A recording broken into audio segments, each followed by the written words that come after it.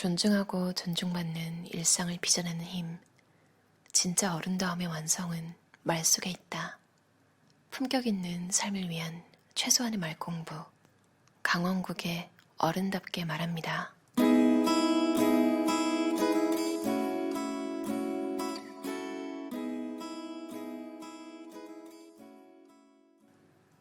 말의 한계가 그 사람의 한계다. 누구나 말을 한다. 그러나 제 나이에 맞는 말을 배우고 연습하는 사람은 드물다. 학교에서도 가정에서도 직장에서도 말을 가르치지 않는다.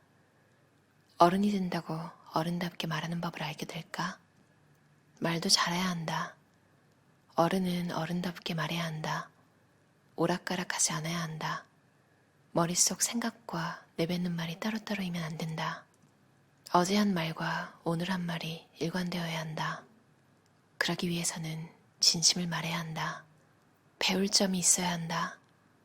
어른의 말은 적게 말하면서 많은 것을 들려준다. 얻을 게 하나도 없는 말은 꼰대의 잔소리가 된다는 사실을 알아야 한다. 징징대고 어리광 부리지 않는다. 나답게 말한다. 말이란 곧 나이기에 그렇다. 직장 생활을 25년 하면서 사표를 9번 썼다. 그때마다 아내에게 먼저 말했다. 아내는 왜 사표를 내는지 묻지 않았다. 그만둘만 하면 그만둬야지. 짧게 말했다. 오죽하면 그만둘까 생각했던 듯하다. 귀로 듣는 게 잘 듣는 것일까? 혹은 시간을 내들어주면 잘 듣는 것일까? 아니다. 마음으로 들어줘야 잘 듣는 것이다. 마음으로 듣는다는 것은 무엇일까? 말하는 사람의 심정과 처지에서 듣는 것이다. 듣고 나서 자신이 해줄 수 있는 일을 찾아 해주고 그것을 생색내지 않는 것이다. 나는 직장 초년생 시절 그렇게 마음으로 들어주는 상사를 만나는 행운을 누렸다. 내 말대로 해서 문제가 생겼을 때는 책임을 져주고 잘 됐을 때는 공을 나눠주었다. 나는 그분 울타리 안에서 마음껏 말했다.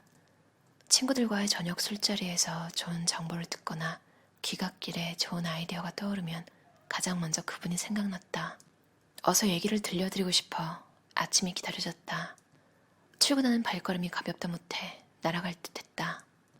그렇게 함께했던 시간이 참 행복했다. 나도 아들의 말을 그렇게 들으려고 노력하지만 쉽지 않다. 들어주기보다는 가르치고 싶은 마음이 앞선다. 아들의 말을 자르고 끼어들기 일수다. 아들에게 도움이 될 거라 생각하기 때문이다.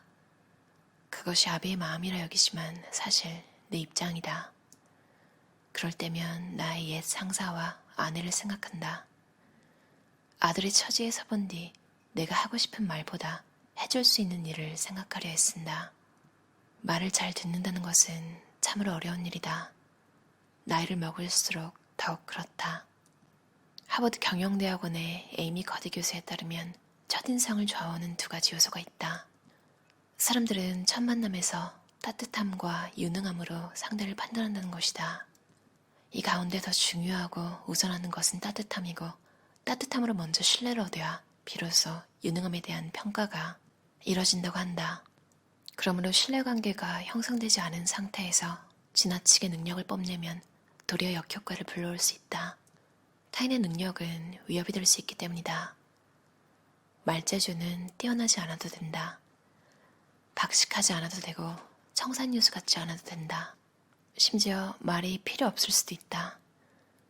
상대를 위하는 따뜻한 마음이 있으면 된다. 거짓이 없는 것만으로는 부족하다. 일관성이 있어야 한다. 어제 한 말과 오늘 하는 말이 다르지 않아야 한다. 이 사람에게 한 말과 저 사람에게 한 말이 같아야 한다. 머릿속 생각과 말이 일치해야 한다. 무엇보다 말 속에 듣는 사람을 위하는 마음이 있어야 한다. 얼마 전 실업급여를 신청하는 아내를 따라 고용복지센터에 갔다. 앞 순서에 내 나이 또래의 남자가 상담을 하고 있었다. 30분을 훌쩍 넘게 기다렸다. 도대체 무슨 상담을 이리 오래 하나 싶어 창구 근처에 갔다가 대화 내용을 듣게 되었다. 남자는 문맹에 가까웠다. 상담 직원이 하나하나 설명해주면서 서류 작성을 돕고 있었다. 짜증날 법도 한데 싫은 기색은커녕 시종일관 미소를 잃지 않았다. 도움을 주고 싶어하는 마음이 여실히 느껴졌다. 눈물이 핑 돌았다. 소심한 나는 거절을 잘 못했다. 너그러운 사람이라는 소리를 듣고 싶기도 했다. 학창시절에는 이런 성격이 문제되지 않았다. 문제는 직장 생활을 시작하면서 벌어졌다. 보증을 써달라고 부탁받은 것이다. 신세를 많이 진 친척 어른의 부탁이었다. 거절할 수 없었다. 친척 어른의 사업은 부도가 났다. 꾸역꾸역 수년을 버텨 집을 지키긴 했지만 악몽이었다. 그때 이후 어떤 경우에도 보증은 서지 않는다. 뿐만 아니라 거절하는 배짱이 생겼다. 자연스럽게 부탁을 들어주는 기준도 만들어졌다. 첫째, 내 역량으로 들어줄 수 있는 부탁과 들어줄 수 없는 부탁을 구분한다. 둘째, 내 역량으로 들어줄 수 없는 부탁은 거절한다. 셋째, 내 역량으로 들어줄 수 있는 부탁도 들어줄 사람과 그렇지 않은 사람으로 구분한다. 부모와 형제의 부탁은 되도록 거절하지 않는다. 내 부탁을 들어준 사람의 부탁도 거절하지 않는다.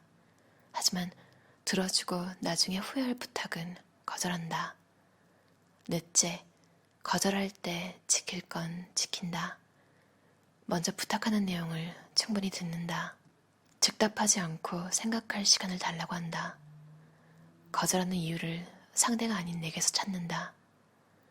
상대가 재차 묻기 전 먼저 연락해 만나자고 한다.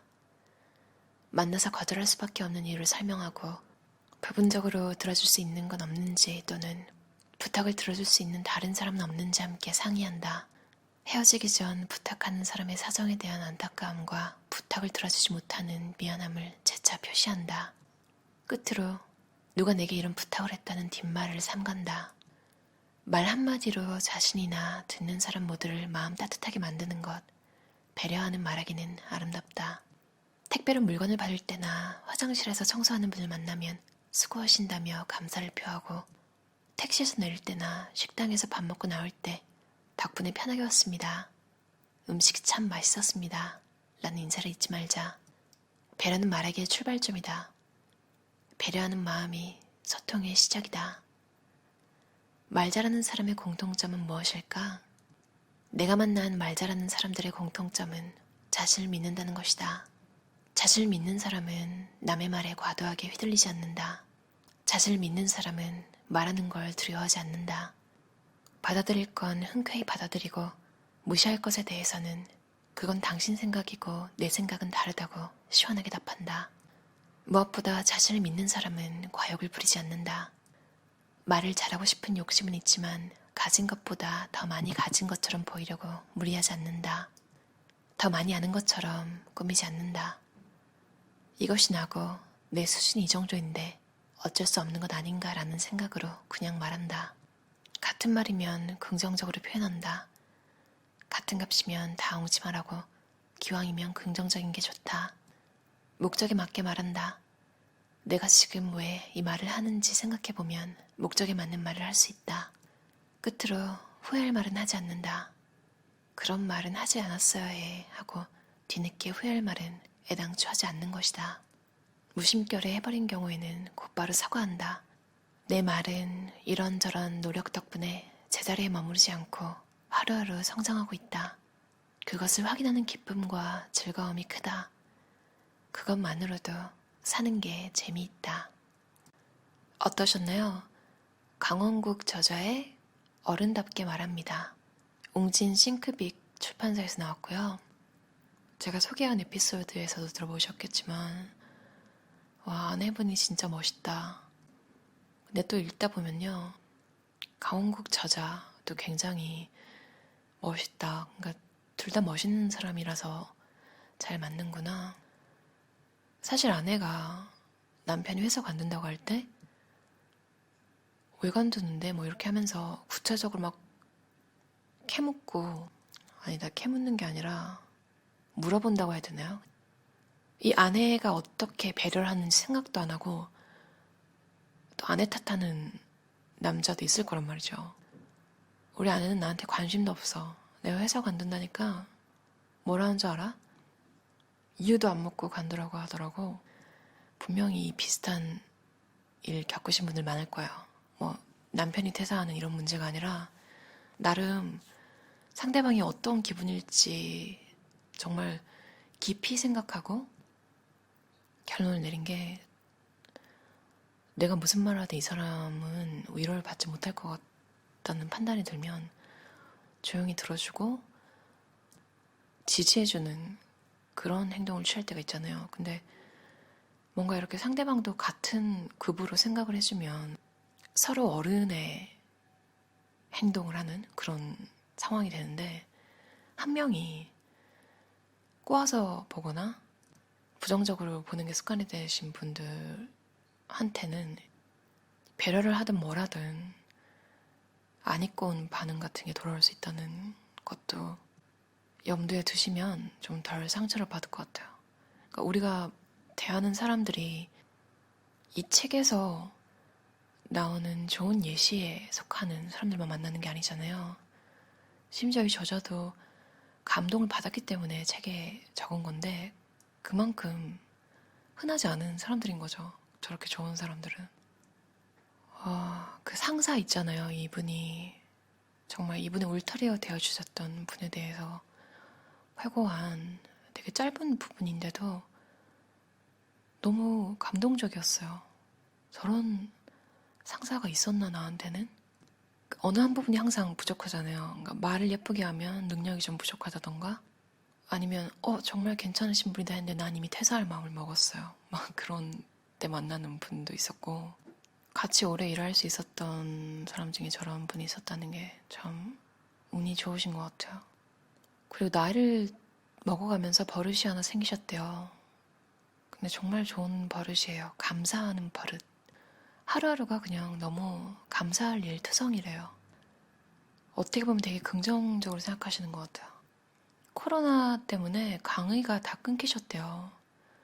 건강보험료 낼 돈만큼도 돈이 안 들어온 달도 있었는데 대신 그 덕분에 책 원고를 쓸 시간이 생기신 거죠.